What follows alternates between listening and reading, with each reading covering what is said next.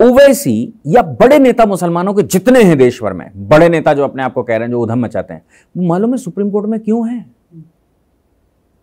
आंदोलन करते, रोड पर जाते, सब सुप्रीम कोर्ट में खड़े थे उस दिन। क्यों? क्योंकि इनके सबके पास 20-20, 50-50 एकड़ जमीन वक्फ की है।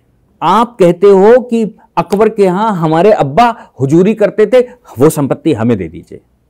आजम खान की प्रॉपर्टी जब खुली तो पता है क्या निकला? पूरी यूनिवर्सिटी, जैसे ये चलाता है क्या नाम, वैसे पूरी यूनिवर्सिटी वक्फ की थी। मेरी संपत्ति वक्फ ने चढ़ा ली, भैया मैं क्लेम भी नहीं कर सकता, वक्फ ने चढ़ा ली तो उनकी हो गई। अरे मुझे मुकदमा करने का तो अधिकार दोगे भाई। ओवैसी के पास ऐसा अनुमान है, वो प्रॉपर्टी अगर वक्फ बोर्ड की वापस दे देंगे तो साल में 500 करोड़ रुपया देना पड़ेगा ओवैसी को। ये शुक्रिया अदा क्यों नहीं करते मोदी जी का कि उन्होंने आम आदमी का जो राइट है, आम मुसलमान के लिए जिस पर्पस के लिए वक्फ बोर्ड बना था, उसको पुनः वहीं पहुंचा रहे हैं वो। इसमें अगर देखा जाए तो नेहरू जी और मोदी जी का इंटेंशन सेम है।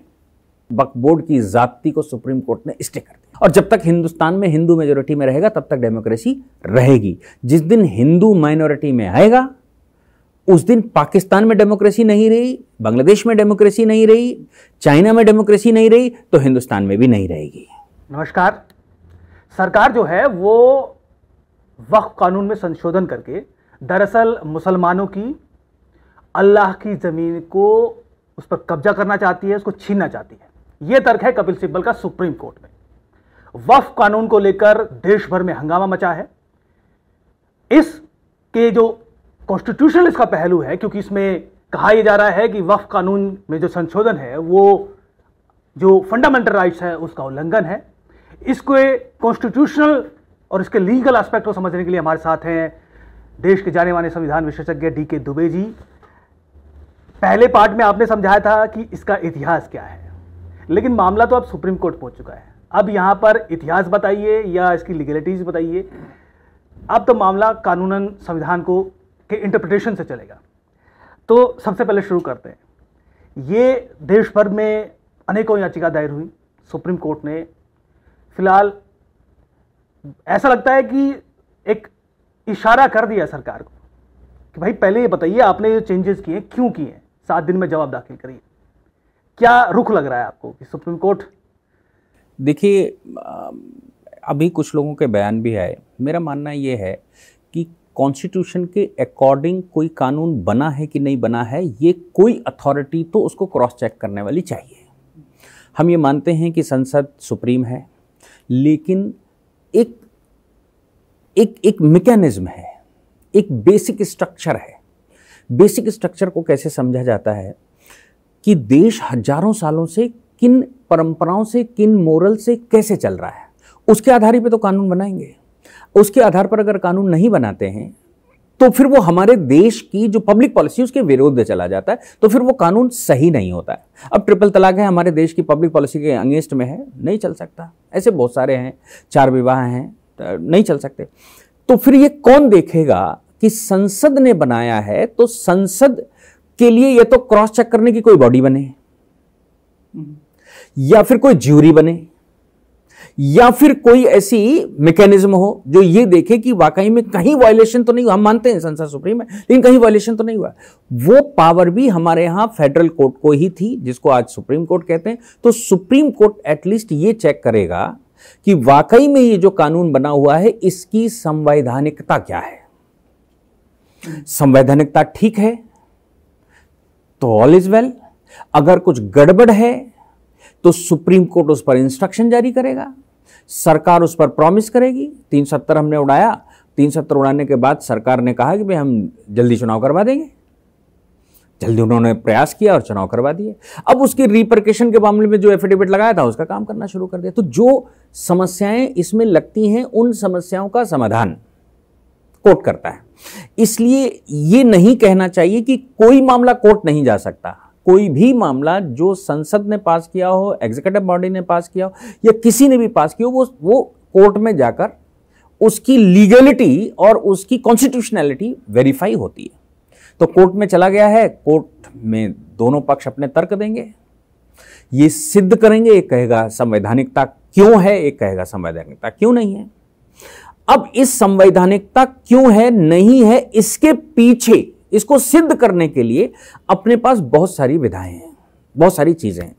पहली है इंटरनल एड। इंटरनल एड हम कहते हैं कॉन्स्टिट्यूशन के अंदर जो मार्जिनल नोट लिखा होता है, चैप्टर का नाम लिखा होता है, या फिर वो भाग का नाम लिखा होता है, प्रीएम्बल लिखी होती है, इन सब के आधार पर ये सब प्रोवोकेट करते हैं, ये सब बताते हैं कि वाकई में जो प्रावधान बना है उसकी संवैधानिकता क्या है। क्या वो बेसिक थ्योरी के में है, वो भारत के अपने बेसिक स्ट्रक्चर के अगेंस्ट तो नहीं है, ये वो देखेगा। तो फिर इंटरनल एड की मदद लेगा। इंटरनल एड से वो नहीं देख पाता तो फिर वो एक्सटर्नल एड की मदद लेता है। एक्सटर्नल एड का मतलब हो गया कि संसद ने जो पास करते समय उसके तर्क रखे हैं और फिर वो जेनेसिस पर जाएगा। ये भी यहां से भी सेटिस्फैक्शन नहीं मिलेगा तो जेनेसिस पर जाएगा और जेनेसिस में ये पता करेगा कि क्यों, आखिर वक्फ बिल क्यों 1954 में पहली बार क्यों आया और उसका इतिहास क्या है। हिस्ट्री आएगी, सवाल ही नहीं पैदा होता। मैं हूं, मेरा एक इतिहास है, और जो नया बच्चा पैदा होता है आजकल उसका भी एक इतिहास है। वो पास्ट लाइफ रिग्रेशन वाले ले जाते हैं, कहते हैं पिछली लाइफ का क्या है इतिहास। तो बिना इतिहास के तो वर्तमान लिखा ही नहीं जा सकता। इसलिए कॉन्स्टिट्यूशनल वैलिडिटी जब चेक होगी तो इंटरनल एड संविधान से कहीं अगेंस्ट तो नहीं है, फिर लेजिस्लेशन क्या कर रहा था, क्या सोच रहा था, उसका इंटेंशन क्या था, लेजिस्लेटिव इंटेंशन क्या था, करना क्या चाहता था, और फिर उसका इतिहास क्या है। ये तीनों पहलू निकलकर सामने आएंगे। लेकिन आपने आर्टिकल 370 का जिक्र किया। आर्टिकल 370 पर रोक नहीं लगाई थी, लेकिन इस मामले में जो 3-4 जो प्रावधान चेंज किए हैं, जो संशोधन किया है, उस पर रोक लगा दी है। तो इसको तो एक जीत मान रहे तमाम मुस्लिम पक्ष। अब उसको ऐसे समझिए, 1995 का एक्ट ऑटोनॉमस पावर देता है वक्फ बोर्ड को। क्या वो पावर का इस्तेमाल कर सकता है वक्फ बोर्ड अब, उस दिन के बाद? यानी कि वो अब कोई क्लेम नहीं कर सकता, वो कोई नोटिफिकेशन नहीं कर सकता, वो कोई स्टेप नहीं ले सकता। अब ये एक डेड बॉडी बैठ गई है। बॉडी तो है लेकिन डेड है, उसमें आत्मा नहीं है। आत्मा कहां थी उनकी कि वो एक सर्वे करते थे, सर्वे करके वो क्लेम करते थे, कुछ डॉक्यूमेंट प्रेजेंट करते थे, कलेक्टर को लिखते थे, कलेक्टर उसका नोटिफिकेशन करता था, वक्फ उसको छापता था और फिर उसके बाद वो कहता था ये मेरा है। क्या ये कुछ कर सकता है? वक्फ के हाथ, वक्फ बोर्ड के हाथ पैर तो उन्होंने तुरंत ही काट दिए जैसे ही स्टे किया। स्टे का मतलब इस कानून का स्टे नहीं है। उन्होंने कहा कि हम लॉ का स्टे नहीं कर रहे। उन्होंने, चीफ जस्टिस ने उस समय यह भी कहा कि देखिए, संसद के द्वारा पारित किए हुए कानून को पूरा का पूरा स्टे नहीं किया जा सकता। हम केवल इतना कर सकते हैं कि जो तुम इसके रिपरकेशन बता रहे हो कि साहब जमीन वापस ले लेंगे, डी नोटिफाई कर देंगे, हम इस पर बैन लगा देते हैं। तो उन्होंने कहा नोटिफिकेशन पर बैन लगाते हैं, उन्होंने कहा डी नोटिफिकेशन पर बैन लगाते हैं। उन्होंने कहा कि डिस्ट्रिक्ट कलेक्टर जो सर्वे करता है वो करता रहेगा, नोटिफिकेशन नहीं कर सकता। वो अपना सर्वे करेगा, डेटा निकालेगा, जो उसका काम है वो करेगा, हम डिस्ट्रिक्ट कलेक्टर को नहीं रोक रहे, वो करता रहेगा। फिर उन्होंने कहा जो वक्फ बोर्ड बैठा हुआ है एग्जिस्टिंग, वो बैठा रहेगा। यानी कि बॉडी को दफन नहीं करना है, बॉडी हम जिंदा रखें, इसका पोस्टमार्टम करेंगे अभी। तो बॉडी जो है उसको डेड कर दिया और आप कहते हो कि ये जीत है। अरे इससे तो सरकार को लाभ है। ये जो सरकार करना चाहती थी वही हुआ सुप्रीम कोर्ट में। और आपको मालूम है कि ये जो स्टे करने के लिए कहा गया, या ये जो 3 पॉइंट रखे गए कि वक्फ बोर्ड वैसे ही चलता रहेगा, वक्फ काउंसिल वैसे ही चलती, वक्फ काउंसिल तो ऑलरेडी उन्होंने कहा डिसॉल्व है, उन्होंने कहा कलेक्टर काम करता रहेगा, उन्होंने कहा नोटिफिकेशन डी नोटिफिकेशन नहीं करेंगे साहब हम। ये किसने सुझाव दिया था पता है? ये सुप्रीम कोर्ट ने कहा क्या? ये तो भारत सरकार ने सुझाव दिया। भारत सरकार ने कहा कि जब तक आप इसकी सुनवाई कर रहे हो, हम आपको वचन दे रहे हैं यहां पर कि हम डी नोटिफिकेशन और नोटिफिकेशन नहीं होने देंगे, वक्फ बोर्ड भी नहीं बदलेंगे, कलेक्टर काम करता रहेगा बस, कलेक्टर अपना काम, कलेक्टर को हम रोक नहीं सकते। तो सुप्रीम कोर्ट ने लिखते समय यह लिखा कि because of the government, solicitor general of India is saying this and this and this, that is why we are. तो ये किसका आदेश है? ये किसके लिए है? संशोधन तो नलिफाइड किए नहीं, संशोधन पर स्टे भी नहीं किया, केवल डी नोटिफिकेशन और नोटिफिकेशन पर स्टे कर दिया कि आप कह रहे हो रिपोर्टिफिकेशन होगा, जमीन सब ले लेंगे, उन्होंने रुक जाओ, नहीं लेने देंगे, और अगर नोटिफिकेशन डी नोटिफिकेशन होगा तो अदालत में आएगा। और हम तो शुरू से कह रहे हैं कि भैया अदालत का रास्ता खोल दो, वक्फ बोर्ड कोई निर्णय करना चाहता है वो अदालत जाए। अदालत ने रास्ता खोल दिया कि वक्फ बोर्ड अगर कोई निर्णय लेगा, नोटिफिकेशन करना चाहता है तो मेरे पास आए, सरकार कोई डी नोटिफिकेशन करना चाहती है तो मेरे पास आए। अब बताइए, इसमें जिसको जो इंटरप्रिटेशन करना है वो कर ले, क्योंकि खिसियानी बिल्ली खंबा नोचने के अलावा कुछ कर नहीं सकती। सत्य यह है कि वक्फ बोर्ड की जाति को सुप्रीम कोर्ट ने स्टे कर दिया। लेकिन आपने कहा कि इसमें हिस्ट्री भी जाएगी, और आपने बताया इससे पहले कि जो वक्फ बोर्ड का बनाना है 1954 में, उसका जेनेसिस ही अनकॉन्स्टिट्यूशनल है। तो ये तो यहाँ पर भी एक तरह से ऐसा लग रहा है कि एक दूसरे के खिलाफ चीज़ें खड़ी हैं। तो क्या ऐसा भी हो सकता है कि जो संशोधन है उसको तो माने ही माने और उसके इतर भी कुछ फैसला हो? मैंने ये नहीं कहा कि 1954 अनकॉन्स्टिट्यूशनल है। मैंने कहा 1954 में भारत सरकार को एक संपदा विभाग होता है, उस संपदा विभाग को कस्टोडियन बनाना था इन प्रॉपर्टियों का, क्योंकि ये प्रॉपर्टियां वो हैं जो सार्वजनिक संपत्ति पाकिस्तान में हमने दे दी। 10,40,000 किलोमीटर जो उनको दी है, उसके एवज में ये संपत्तियां हैं। 1954 में संपदा विभाग को इसको मैनेज करना था भारत सरकार की। संपदा विभाग को मैनेज करने के बजाय सरकार ने एक इंस्टीट्यूशन बनाया, इंस्टीट्यूशन को नाम वक्फ बोर्ड दिया, और इंस्टीट्यूशन में लोग भी मुसलमान रखे। यहां तक इंटेंशन में कोई विशेष वो नहीं है, लेकिन जिस लड़के का नाम रख दोगे गलत, तो ये संभव है कि उसके अंदर वैसा चरित्र भी बन जाए। इसीलिए हम बच्चों के नाम रखते समय भगवान के नाम रखते हैं, देवी देवताओं के नाम रखते हैं, कि उसको बार बार ये एहसास हो कि मेरा चरित्र कैसा होना चाहिए। अब आपने नाम रख दिया वक्फ बोर्ड, तो वक्फ बोर्ड अब वो अपना चरित्र बता रहा है। ये नॉमेनक्लेचर का समस्या है। उसी समय वक्फ बोर्ड की बजाय राज्य संपदा लिखा जाता, इवेक्यू संपदा लिखा जाता, जैसा प्राइवेट प्रॉपर्टी के लिए किया वैसा पब्लिक प्रॉपर्टी के लिए भी इवेक्यू प्रॉपर्टी लिखा जाता, कोई समस्या ही नहीं खड़ी होती, सबको क्लियर होता। तो ये भी तो तरीका ही है मुसलमानों से छीनने का। मुसलमान कौन भैया? मुसलमान तो पाकिस्तान बन गया ना। मुसलमान मतलब क्या? देश के 25 करोड़ मुसलमान भैया, 25 करोड़ मुसलमान अपनी संपत्ति के लिए रखेंगे ना, जो तुमने कमाई और वक्फ दी। सरकार की जमीन पर वक्फ कैसे हो जाएगी? सरकार की जमीन मैनेज करने के लिए तुम्हारी पर्सनल प्रॉपर्टी कैसे हो जाएगी मुतवल्ली की? मैं आपको बताता हूं, ओवैसी या बड़े नेता मुसलमानों के जितने हैं देश भर में, बड़े नेता जो अपने आप को कह रहे हैं, जो उधम मचाते हैं, वो मालूम है सुप्रीम कोर्ट में क्यों हैं? आंदोलन करते, रोड पर जाते, सब सुप्रीम कोर्ट में खड़े थे उस दिन। क्यों? क्योंकि इनके सबके पास 20-20, 50-50 एकड़ जमीन वक्फ की है, जो अरबों रुपए की है। वो अरबों रुपए की प्रॉपर्टी सरकार वक्फ बोर्ड को वापस दे देगी, वक्फ बोर्ड मुसलमानों के लिए काम करना शुरू कर देगा। ये जो मुसलमानों में एजुकेशन की समस्या है, मुसलमानों में स्किल डेवलपमेंट की समस्या है, उसको कौन समाधान करेगा? वक्फ बोर्ड के पास ये जो पैसा होगा, इससे वो मुसलमान को राष्ट्रवादी बनाएंगे। तो जो नेता सैयद तुर्क पठान, मुगल शेख, ये जो 2-3% है ना देश में, जो वक्फ बोर्ड पर भी कब्जा किए हुए हैं, मस्जिदों पर कब्जा किए हुए हैं, और जितनी रिलीजियस स्ट्रक्चर है सब पे ये 2-3% लोग कब्जा किए हुए हैं। सारी प्रॉपर्टी इनके पास ही है। गरीब मुसलमान तो एक कमरे में 8-8 रह रहा है, और इनके पास महल खड़े हैं। ये जो संपत्ति इनके पास है, ये संपत्ति अगर वक्फ बोर्ड को वापस मिलती है, या वक्फ बोर्ड के साथ इंसाफ होता है कि वो करोड़ों रुपया वक्फ बोर्ड को मिलेगा। अब देखिए, इलस्ट्रेशन दिया संसद में, एक आईटीसी का होटल है बंबई में, वो 50,000 रुपए देता है, और उसी लेवल का दिल्ली में एक होटल है प्राइवेट, जो दिल्ली सरकार का है, मतलब सरकार का है, वो 100 करोड़ के ऊपर देता है। एक साल में 6 लाख रुपए दे रहा है, 50,000 रुपए महीना, और एक साल में 100 करोड़ के ऊपर दे रहा है। सेम प्रॉपर्टी, सेम काम, सेम सब कुछ।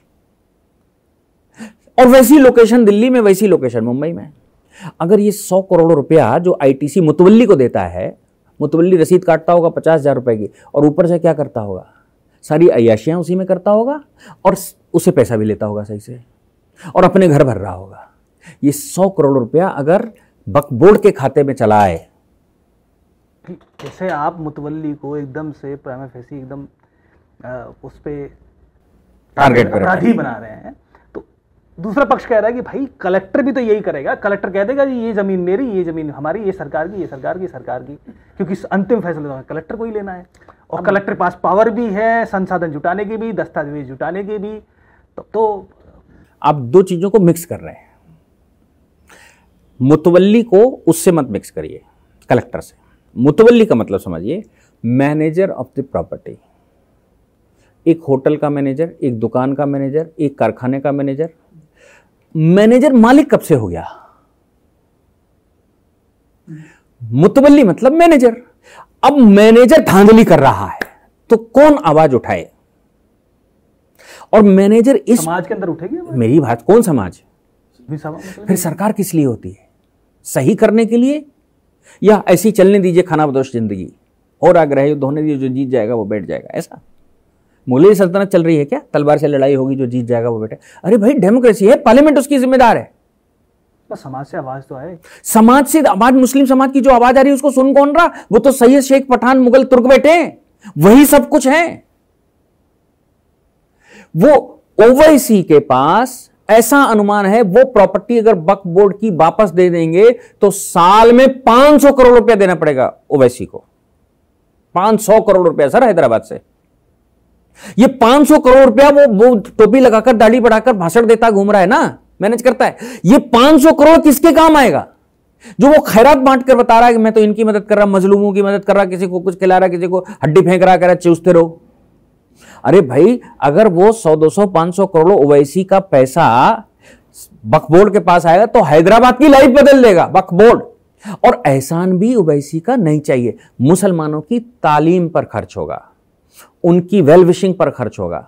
उद्देश्य यही था सरकार का 1954 में कि हम इस प्रॉपर्टी को सरकार वापस ले ले या सरकार अपने लिए इस्तेमाल करे, इसकी बजाय जो लोग यहां रह गए हैं उनके वेलफेयर के लिए इसका इस्तेमाल करते हैं। जैसे मेरे पास कोई पैसा आया, इस मद में आया, तो हमने कहा भैया ये पैसा जो है एक काम करते हैं, इन्हीं के लिए खर्च करेंगे, है तो मेरा, लेकिन ये इनके लिए खर्च करेंगे कि ये बात ठीक हो जाए। अब जिसके लिए खर्च करने को, उस पर हमने एक मैनेजर बिठाया कि भाई तुम इसको मैनेज करो। मैनेजर कह रहा है ये मेरे बाप की प्रॉपर्टी, क्योंकि मैं मुसलमान हूं। ये वैसे ही है जैसे जम्मू कश्मीर में जब आप घुसते थे तो वो कहते थे कि आप ऑडिट नहीं कर सकते, आप यहां वो नहीं कर सकते। क्यों नहीं कर सकते? मेरे पास 370 है। अब ये जो प्रॉपर्टियां गरीब मुसलमान के लिए 20 करोड़ 25 करोड़ के लिए इस्तेमाल होनी है, वो 25 करोड़ के इस्तेमाल करने की बजाय वो कह रहे हैं हम मुसलमान हैं, तुम कैसे करोगे इन 25 करोड़ का भला? हम पहले, मेरा पेट भरेगा, हम तो तख्ते हिंदुस्तान है। मैं तो, उनका मानना है कि हम तो सल्तनत हिंदुस्तान है, हम करेंगे जो करेंगे। कैसे हो सकता है? और अगर करते तो 75 साल में कुछ करना लेते। आजम खान की प्रॉपर्टी जब खुली तो पता है क्या निकला? पूरी यूनिवर्सिटी, जैसे ये चलाता है क्या नाम, वैसे पूरी यूनिवर्सिटी वक्फ की थी, एनिमी प्रॉपर्टी की प्रॉपर्टी थी। फिर मुसलमानों को, जो बाकी के मुसलमान वहां पर रह गए थे, उनको जेल में ठूस ठूस के, थानों में बिठा बिठा के जमीनें लिखवाई। मुकदमे सबसे ज्यादा आजम खान के खिलाफ किसने लिखवाए मालूम है? सारे मुसलमानों ने लिखवाए वहां पे। लेकिन इससे तो ऐसा लग रहा है कि यानी आप जितनी भी प्रॉपर्टी होंगी सबका दोबारा कुछ ना कुछ ऑडिट होने जा रहा है, ऐसा है भैया? ऑडिट होगा तभी तो पता चलेगा। हाँ, ऑडिट से मतलब है कि कलेक्टर बैठा हुआ है। जो दूसरा प्रश्न आपका था ना उसमें, वो आपने फिर से पूछा। कलेक्टर बैठा हुआ है, आप मुझे बताओ म्यूटेशन कौन करता है प्रॉपर्टी का? मैं कोई प्रॉपर्टी खरीदता हूं, अरे कलेक्टर ही होता है ना। कलेक्टर का मतलब राजस्व कलेक्टर होता है ना, उसका नाम संग्राहक, उसको कलेक्टर कहते हैं। और एक्स्ट्रा पावर दे दी तो डिस्ट्रिक्ट मजिस्ट्रेट कहते हैं। उसका काम यही है कि जिले भर की प्रॉपर्टी को मैनेज करेगा, उसका काम है ये। उसको सैलरी इस बात की मिलती है, उसकी पोस्टिंग इसलिए होती है, वो आईएएस बना ही इसलिए कि वो कलेक्टर है। अब अगर कलेक्टर को भी आप ये कहोगे कि ये प्रॉपर्टियों का मैनेजमेंट नहीं कर सकता, ये अपने पास कोई सर्वे नहीं कर सकता, आप ये मानिए कि जिस समय आप म्यूटेशन करवाते हो उससे पहले रजिस्ट्री करवाते हैं प्रॉपर्टी की, लेकिन रजिस्ट्री सफिशिएंट नहीं है आपकी प्रॉपर्टी होने के लिए। रजिस्ट्री के आधार पर कलेक्टर के यहां या कलेक्टर ने जिसको अपॉइंट किया उसके यहां एक मुकदमा होता है जिसको म्यूटेशन केस कहते हैं। उस मुकदमे में खरीदार यह सिद्ध करता है कि मैंने इसको जेन्युइनली खरीदा है। उस मुकदमे में नोटिस होता है जो विक्रेता है, दाखिल खारिज। हाँ, उसका जो विक्रेता है उसको नोटिस होता है, उसकी गवाही होती है कि तुमने बेचा। फिर उससे पूछा जाता है तुम्हारी प्रॉपर्टी की ओनरशिप है, तो वो कहता है हाँ है। फिर उसका नोटिस चस्पा होता है, तहसीलदार के हैं या एसडीएम के हैं या एडीएम के, जो कि जिसको अथॉरिटी है उसके चस्पा होता है, ये प्रॉपर्टी ये प्रॉपर्टी ऐसे ऐसे करके दाखिल खारिज होने आई है, इसका म्यूटेशन होने आया। कोई क्लेमेंट हो तो 30 दिन का समय है, उसमें करिए।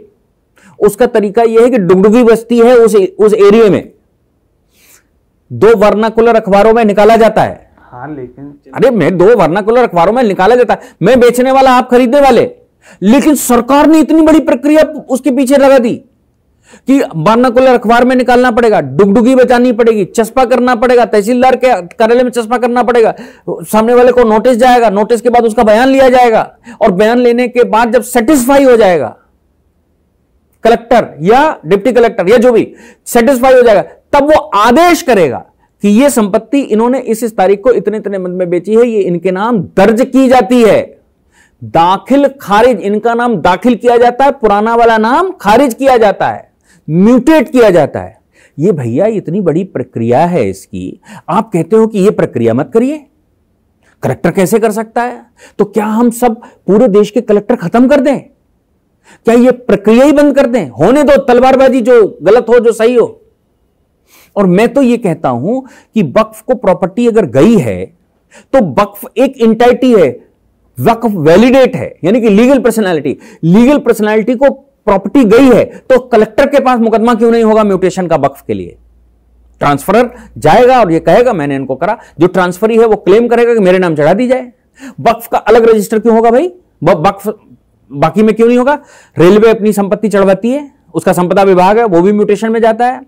कोई रिलीजियस प्रॉपर्टी है, कोई कितना बड़ा संत हो, वो भी म्यूटेशन में जाता है। सरकार अपना कार्यालय बनाती है, वो भी म्यूटेशन में जाती है। चलिए ठीक है, मैंने आपकी बात मान ली, लेकिन इसमें इससे जुड़ा एक दूसरा मसला है जिसमें सुप्रीम कोर्ट में भी जो एक बड़ा पॉइंट बना है वो है कि भाई वक्फ बाई यूज़र। अब ये बताइए कि 14वीं-15वीं सदी के मस्जिदें हैं, अब उसका म्यूटेशन कहाँ से लाएंगे? उसके तो दस्तावेज नहीं है। अब उनकी भी आप यहाँ पे ऑडिट करने लग गए तो वो सब चली जाएंगी जो अब तक वक्फ की संपत्ति थी। यानी इसका तो बहुत गहरा इसमें असर हो सकता है। बड़ी आपकी जायज़ बात है और आपकी बात को सैल्यूट करना चाहिए, लेकिन राम मंदिर में 450 साल पुराने दस्तावेज कैसे आए थे? राम मंदिर में लाखों वर्ष पहले भगवान श्री राम हुए थे, तब से लेकर यही जन्म स्थान है, इसके कागज कैसे आए थे? मुकदमा लड़ा गया भैया, क्योंकि तब से ही मुकदमा तब से थोड़ी ना था, वो तो संघर्ष हमेशा से रहा। तो सवाल ये पैदा होता है कि राम मंदिर पहले आया, वक्फ पहले बनी? वक्फ बनी अभी 100-200 साल पहले। वक्फ के पहला कानून 1913 में आया, उससे पहले वक्फ का कॉन्सेप्ट ही नहीं है भारत में। है भी तो भाई वो बादशाह अपना चलवा रहा जैसे चलवा रहा था। राम मंदिर हजारों साल पुराना है, तब के कागज मांगे जा रहे थे जब इस्लाम आया ही नहीं था, जब मुसलमान पैदा ही नहीं हुआ था। और हमने मुकदमा लड़ा, हम न्यायालय से जीत कराए, हमने एविडेंस दिए, हमने पुराणों के एविडेंस दिए, हमने ग्रंथों के एविडेंस दिए, हमने रडार और टेक्नोलॉजी लगाई कि भाई 5000 साल पहले कहां कौन सा ग्रह था, कैसे नक्षत्र थे, उसकी स्थान क्या है, जो शास्त्र कहते हैं, हमने सब दिए कोर्ट में। लेकिन विषय वो भी नहीं है कि इतने पुराने लाने। विषय ये है कि जब आप कहते हो कि अकबर ने जो किला बनवाया था वो वक्फ है, अकबर सरकार था या व्यक्ति था? शाहजहां सरकार था या व्यक्ति था? मोदी जी सरकार हैं या व्यक्ति हैं? मोदी जी ने यह कंस्ट्रक्शन दुनिया भर में करवाया है, तो उनके जो उत्तराधिकारी हैं वो ये कहेंगे कि ये मेरा है क्योंकि मेरी जाति वाले हैं। ये कोई लॉजिक है क्या? कि आप कहते हो साहब वो अकबर ने करवाया था। अकबर सरकार था या व्यक्ति था? अकबर तो सरकार था ना, सरकार ही था। शाहजहां सरकार था ना, औरंगजेब सरकार था ना, अच्छी थी, खराब थी, बुरा था, अच्छा था, काला पीर था, जिंदा पीर था, कुछ भी था, लेकिन सरकार था। सरकार के समय की संपत्ति कैसे व्यक्तिगत हो सकती है? उसका पीछे का आधार बताइए। अकबर, शाहजहां और उनके वंशज कहां हैं? उनको ढूंढ के लाओ, वो क्लेम करें तो समझ में भी आता है कि भाई ये मेरे अब्बाजान ने बनवाया था। अरे तुम कोई भी उस समय मार मार के कन्वर्ट कर लिए गए, उस समय तुम्हारे मां बाप के साथ अत्याचार हुए जिसकी वजह से मुसलमान बन गए क्योंकि सत्ता के साथ रहना था, यह सत्ता के अत्याचार की वजह से हो गए। आप कहते हो कि अकबर के यहां हमारे अब्बा हुजूरी करते थे, वो संपत्ति हमें दे दीजिए। यह लॉजिक कैसा है? तो इसका मतलब यह हो गया कि मुगलों के जाने के बाद अंग्रेज आ गया तो सारी संपत्ति हिंदुस्तान अंग्रेजों का है, सारे रेलवे स्टेशन अंग्रेजों को दे दीजिए, सारे चर्च अंग्रेजों को दे दीजिए, सारी ये रोडें बनाई वो अंग्रेजों को दे दीजिए। तो ठीक है, लेकिन ये बताइए क्या आप दिल्ली की जामा मस्जिद भी तो अपने आप को सबको कागज दिखाने मैं कह रहा हूं नहीं, दिखाने नहीं पड़ेंगे, ये तो सरकार कह रही प्रोस्पेक्टिव चलेगा। प्रोस्पेक्टिव भाई ये तो लिखा है कि प्रोस्पेक्टिव चलेगा, लेकिन जिस पर डिस्प्यूट है वो कैसे प्रोस्पेक्टिव चलेगा? डिस्प्यूट से मतलब मेरी संपत्ति वक्फ ने चढ़ा ली, भैया मैं क्लेम भी नहीं कर सकता, वक्फ ने चढ़ा ली तो उनकी हो गई। अरे मुझे मुकदमा करने का तो अधिकार दोगे भाई, मेरी संपत्ति वक्फ ने चढ़ा ली। हाँ तो ये तो हर एक प्रॉपर्टी में हो सकता है ना। तो फिर उसमें तो आप वक्फ को रिलीजियस स्ट्रक्चर क्यों देख रहे हैं? आप उसको एक प्रॉपर्टी क्यों नहीं मान रहे? राम मंदिर का डिस्प्यूट कोर्ट ने रिलीजियस सूट लिया था, नहीं तो प्रॉपर्टी का मसला, प्रॉपर्टी का मसला था, राइट का मसला था, किसका राइट है, राइट पर डिसाइड किया। तो भैया जब राम मंदिर रिलीजियस प्रॉपर्टी नहीं, जहां भगवान जीवंत तो बैठे हैं कानूनन, क्योंकि हम लीगल पर्सनालिटी भगवान को मानते हैं, मस्जिद लीगल पर्सनालिटी नहीं है क्योंकि वहां अल्लाह नहीं बैठे, यहां भगवान बैठे हैं जीवंत, उनकी आरती होती है, उनको खाना पीना सब कुछ होता है। भगवान के मंदिर को हम लीगल पर्सनालिटी मानते हैं, भगवान के मंदिर में भगवान के नाम से मुकदमा होता है, रामलला के नाम से मुकदमा हुआ। तो लीगल पर्सनालिटी अगर है वक्फ, तो लीगल पर्सनालिटी अपने एग्जिस्टेंस को बताएगी, और जो कोई और है जो मेरी प्रॉपर्टी को वो बता रहा, तो मुझे क्लेम करने का तो राइट दोगे भैया। जिस पर क्लेम नहीं है, जो अनडिस्प्यूटेड है, क्या समस्या है भाई? मेरे गांव में मेरी प्रॉपर्टी है, अभी वो रडार से मोदी जी करवा रहे हैं। रडार से क्यों करवा रहे हैं? क्योंकि गांव की संपत्ति हजारों साल से परिवार रह रहा है, लेकिन उसके कागज नहीं है, तो बड़ी समस्या है। तो अभी उसकी रडार मैपिंग हो रही है, और रडार मैपिंग करके सारे डिस्प्यूट सॉल्व किए जा रहे हैं कि भाई ये संपत्ति इनकी है, इनके नाम कागज बनाने चाहिए। ये हजारों साल की इनके परिवार यहां पर रह रहा है, लाखों साल से रह रहा है, लेकिन कागज नहीं बने क्योंकि लाखों साल से रह रहा है एक ही परिवार। तो अब कागज हम बना रहे हैं, तो इनकम संपत्ति के कागज क्यों नहीं बनाओ? इनके भी कागज बनाओ, काम खत्म करो। कागज बनाने की प्रक्रिया तो अपनानी पड़ेगी, कोई तो प्रक्रिया होगी। सरकार कह रही है वो प्रोस्पेक्टिव है, आप कह रहे हो मेरे नाम चढ़ना चाहिए, सरकारी दस्तावेज में चढ़ना चाहिए या वक्फ के दस्तावेज में चढ़ना चाहिए? आप अपनी चढ़ाए रहो, अपनी मैनेज करना, लेकिन सरकारी दस्तावेज में आना चाहिए। सरकारी दस्तावेज का एक तरीका है, वो तरीका आपको अडॉप्ट करना पड़ेगा। चलिए, अब इसमें एक और चीज जो बड़ी कंटेंशियस, जिस पे बड़ा विरोध हो रहा है, वो ये है कि भाई आपने कहा कि जो बोर्ड है, बोर्ड में 2 गैर मुस्लिम, सुप्रीम कोर्ट को पूछना पड़ा कि भाई हिंदू बंदोबस्ती बोर्ड में भी आप रखोगे क्या? तो ये तो एकदम से ये भी एक बड़ा वायलेशन दिखाएगा। अब आप ऐसे उसको समझिए, मेरी संपत्ति है, मैंने मंदिर बनाया अपना, मैं किसको रखूं ये मैं तय करूंगा, लेकिन सार्वजनिक मंदिर में कौन बैठेगा ये सरकार तय करेगी। मैनेजमेंट कौन देखेगा ये सरकार तय करेगी। उसका एक इलस्ट्रेशन बताता हूं। ब्राह्मणों का मंदिर में बैठना एक प्रिजम्पशन है। आपको मालूम है विश्व हिंदू परिषद ने हजारों दलित मंदिरों के पुजारी बना दिए, उनको शिक्षित किया, उनको विधि विशारद की डिग्री दी, जो शास्त्री और ये सब होता है वो उनको डिग्री दी, काबिल हो गया का इसकी नियुक्ति हम मंदिर में करते हैं। अब इस पर किसी ब्राह्मण ने आंदोलन किया क्या? नहीं हुआ सर। क्यों? क्योंकि हमें योग्य व्यक्ति मिल रहा है, हम उसको मैनेज करवा रहे हैं। और ये संपत्ति जो आप बता रहे हो, ये मैं बार बार कह रहा हूं, ये किसकी संपत्ति है? ये सरकार की संपत्ति। जो लोग पाकिस्तान चले गए उसकी एवज में जो हमको मिली, ये सरकार की संपत्ति है।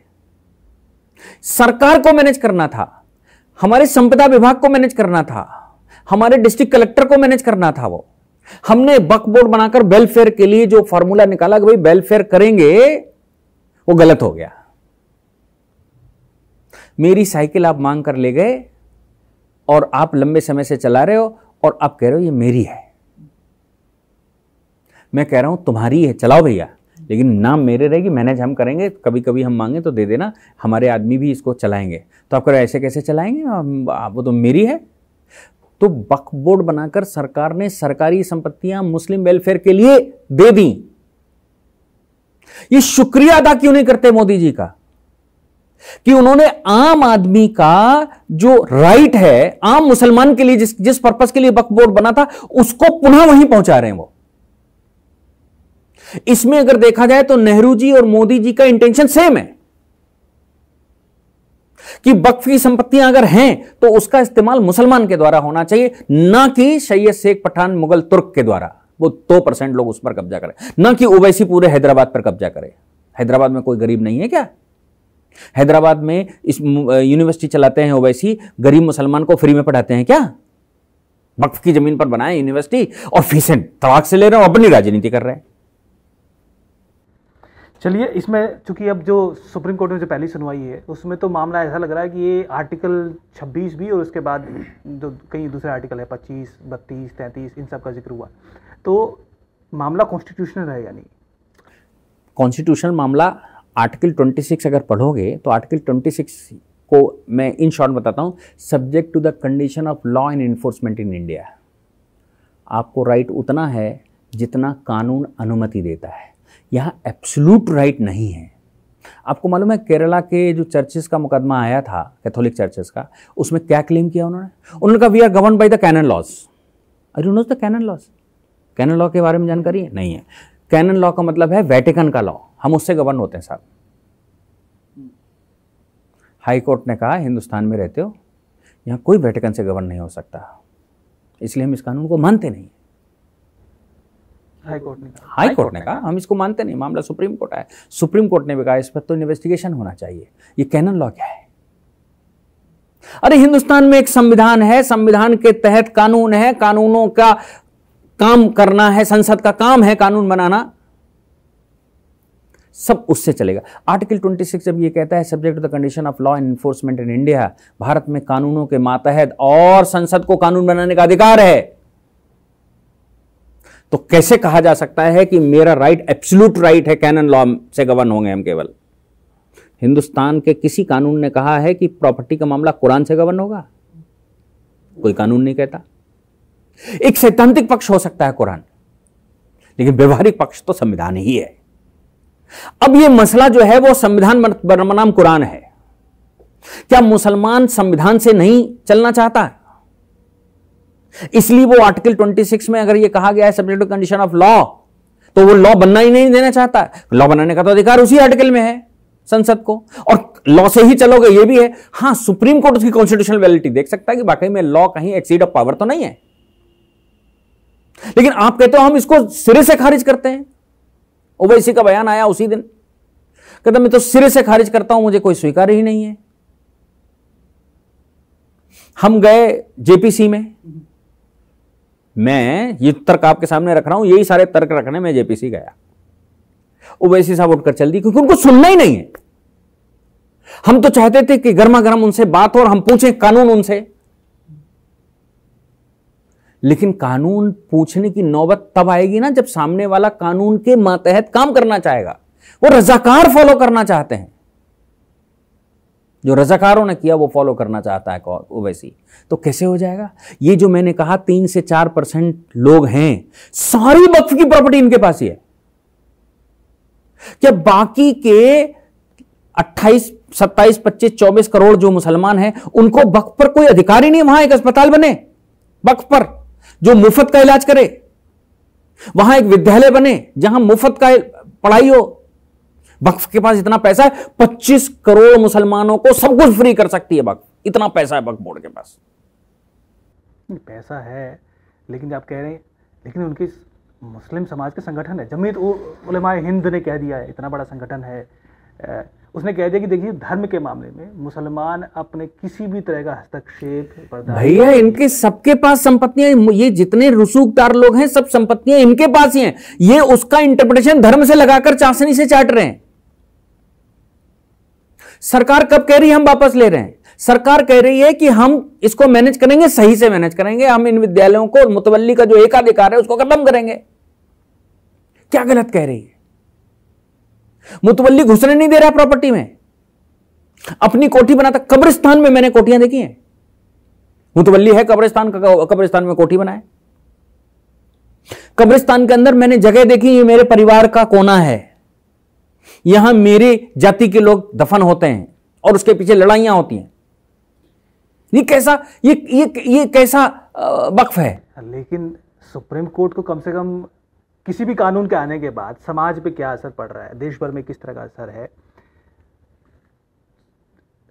डायरेक्ट ना सही, कानून और संविधान के पक्ष से ना सही, लेकिन समाज के उस नजरिए जो समाज में चल रहा होता है वो भी जजेस देखते हैं। और जज ने देखा कि संसद ने जो कानून पास किया उसके बाद देश भर में क्या हुआ, खासतौर पर पश्चिम बंगाल में, इसका कुछ असर पड़ेगा सुप्रीम कोर्ट? आपको मालूम है कि कानून की देवी की आंखों पर क्या है? पट्टी। क्यों? ये संवेदना है, ये जो उधम मचाने वाले लोग हैं, जो इन्फ्लुएंस में लेने वाले, इनको देखे ही ना। अरे भैया हम सही बताने के लिए हमने सही बता दिया कि ये सही है, अब पालन करना करवाना सरकारों का काम है, करे चाहे ना करे, सही और गलत बताएंगे। हम न्याय करने बैठे तो हम न्याय करेंगे। आप कह रहे हो शक्ति के आधार पर हम परिवर्तन कर लेंगे, शक्ति के आधार पर हम तुमसे संशोधन करवा लेंगे, शक्ति के आधार पर हम जजमेंट करवा लेंगे, फिर वो कोर्ट नहीं है। यहां इस्लामिक शासन नहीं है, अभी तक डेमोक्रेसी है, शुक्र है डेमोक्रेसी है।